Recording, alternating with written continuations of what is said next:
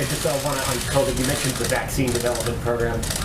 Could you assure the American people that politics and considerations around the election will not interfere in the science? Oh, absolutely. And do you plan on playing a role in just determining how the vaccine will, if there is one, will be distributed across the country? Is that something that you'll It's possible that I get involved, but no, it won't have anything to do with. We want to make people better. We want to send them to the areas that most need it. And I think we're going to have something very soon. It's going good. Jeff, please. Mr. President, you said today in a tweet that Dr. Birx was taking bait from Speaker Pelosi. What did you mean by that, considering that she was just describing the facts about the case of the pandemic right now across the country? Well, I think we're doing very well, and I think that we have done as well as any nation. If you really look, if you take a look at what's going on, especially now with all these flare-ups on nations that they were talking about. And don't forget, we're much bigger than other than India and China. China's having a massive flare-up right now. India has a tremendous problem.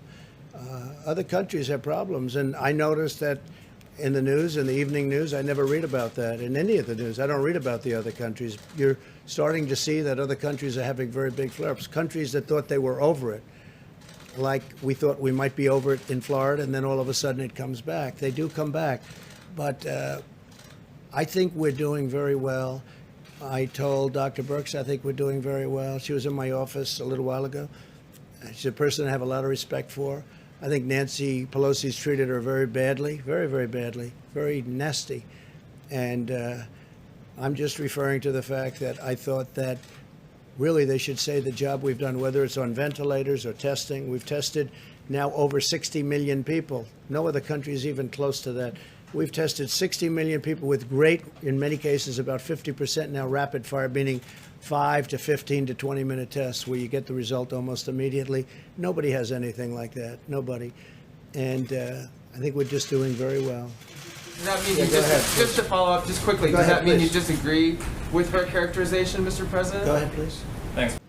Then on the negotiations on Capitol Hill, you expressed some frustration, said you might take executive action to address. I might do that, yes. So I was wondering if you could talk about both how you might prevent evictions through executive action, and then also... Yeah, I can do that if I want, and I want to do that. I don't want people to be evicted. And, you know, when they're evicted, when they're thrown out of their, whatever the place may be, in many cases, they go to big shelters.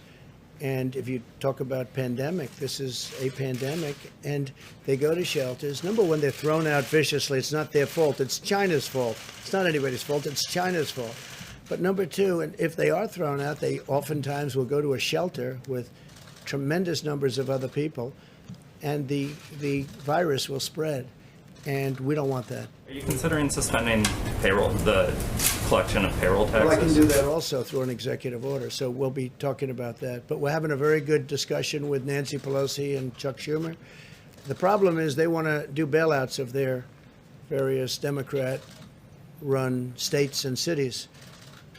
And they want a lot of money. They want $1 trillion for that. And so they want to do much more than COVID-related. They want to bail out cities and states that have been in trouble for years of bad management.